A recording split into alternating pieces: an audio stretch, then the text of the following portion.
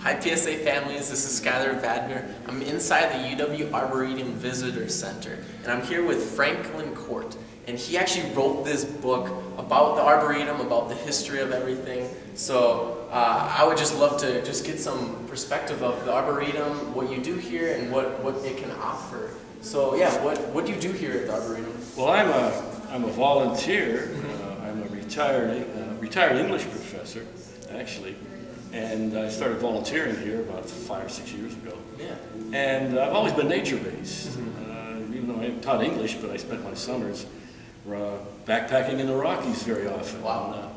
I worked for the Forest Service for summers in the Rockies also, and we offered courses in literature and the environment. And so I was keyed into nature, and I've always had a deep commitment and involvement in nature. So it was a natural thing when it came time for me to retire to choose someplace to work where I could be exposed to a lot of very nice, natural objects and a lot of very nice natural scenery and a lot of very nice people who are also associated with, this arboretum and with their interest in nature.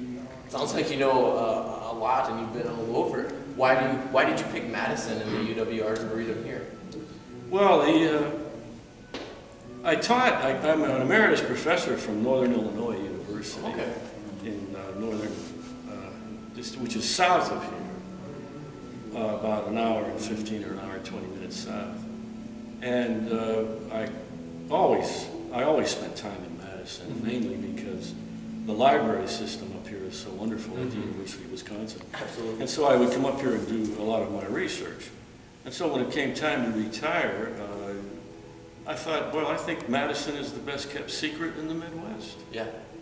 And I decided that I would retire to Madison because it was a wonderful city. It had all the opportunities of a city with very, very few of the disadvantages of a city. Yeah. It's close enough to Chicago, so I can get into Chicago on a bus within 3.5 hours. And it also is very close to all of this wonderful natural scenery that is part of Wisconsin. And so again, the Arboretum is part of the natural scenery that's here, and so when it came time to volunteer, I just automatically chose to come over here and work for the Arboretum. And it just so happened that when I did, they were interested in a history, a revised, updated history.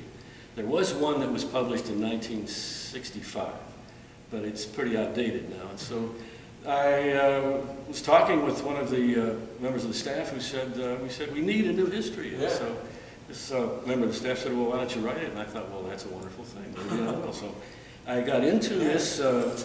I found that the Arboretum collection in Steenbock Library in the University Archives is loaded with material. So it was fascinating. It was very interesting. And I spent 9 months doing the research in the archives. And I spent about 1.5 years writing it. And then it was just published this past May. And it covers 100 years of history, 100 years of Arboretum history. Yeah. From the time the Arboretum was founded in 1932, right up to 2010. Yeah. So. Great. And so you've had so much experience, you've researched a lot about the Arboretum. For a student or somebody learning, what's the best advantages of coming here? What can the Arboretum offer?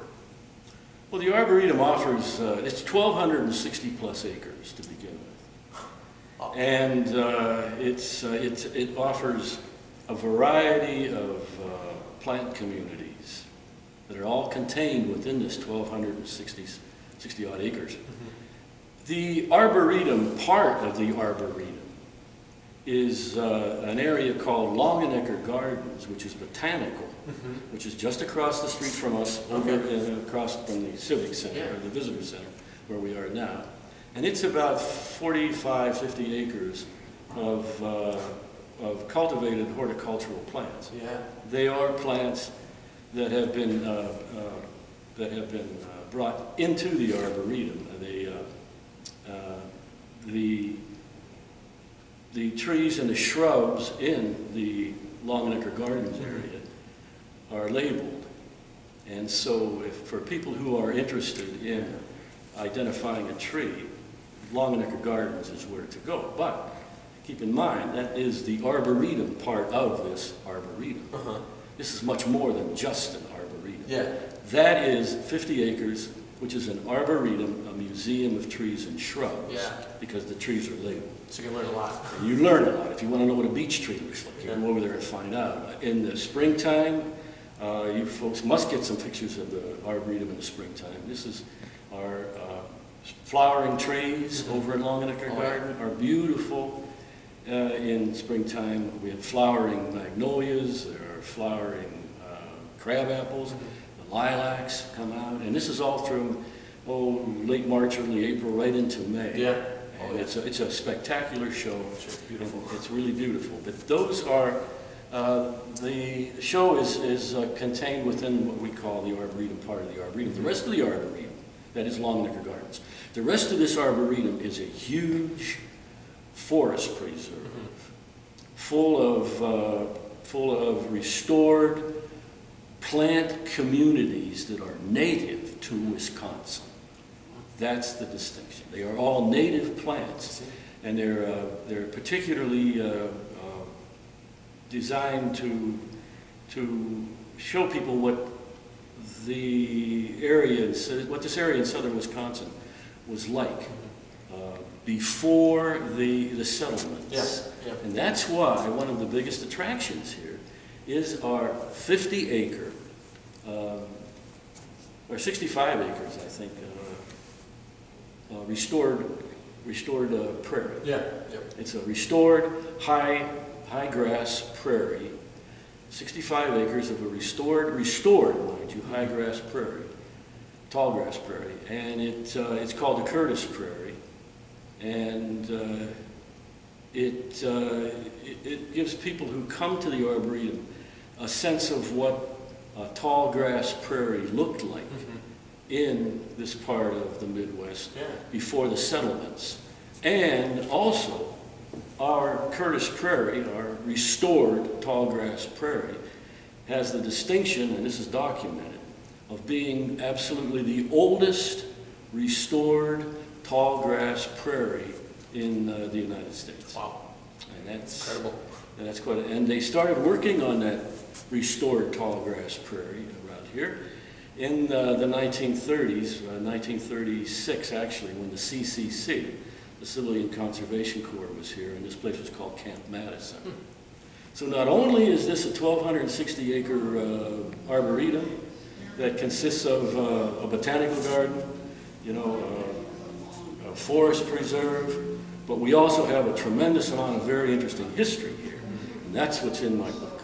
Wow. The interesting history that this place has had and the people who have been associated with it, including, among many, many other wonderful people, Aldo Leopold, who the writer of, the author of Sand County Almanac. Aldo Leopold was a professor of game management at the University of Wisconsin, but he was also director of research here. He split his he had a split duties. But he worked half of his time as a professor of game management. He was the director of the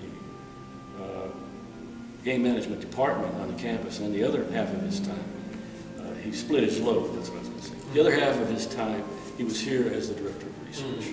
Okay. And so he was just one of the many interesting people who were part of this arboretum. But we have over 20 plus miles of trails. The trails will take people who are interested in walking these trails through marshlands, through the prairie. We have two wonderful woodsy areas, deciduous woods. We have an old growth, almost an old growth oak forest that's nearby. And you can spend a great deal of time just walking these trails. And and as the seasons change, you can follow the change of the seasons if you stay with the trails. We also have a huge area to the east of this visitor center. It's called the Lost City Forest, which is very, very dense, but also has trails through it. And that's another interesting part of the Arboretum history, because it was an old development, housing development that back in the teens into the early 20s, it was a housing development that went bankrupt. And so the university, over a period of time, 30 years, bought up all that land. And so that's about 180 acres. And it's very dense forest. So you can leave the visitor center here and walk in any direction, and you go back into nature. Yeah. And the wonderful thing is that it's, you know, we are surrounded by a city. Yeah. And but this is an oasis in the middle of that city. And yeah, and so you can, once you turn the corner and come into the Arboretum, down the Arboretum Road, and once you come under the canopies, you can sense the quiet. You can sense that you're in a different environment. Yeah. And that's also what appeals, because we have people who live in neighborhoods not far from here, and we're there within walking distance of the Arboretum. Yeah. Well, such a fantastic place, so many opportunities here, and so much history and just blissness, you know, that you can, serenity here. But thank you so much, Time. Again, this is Franklin Court, author of Pioneers of Ecological Restoration. Again, I appreciate your time so much. Thank you. Well, Skylar, it's my pleasure. My pleasure. All right. Thank you.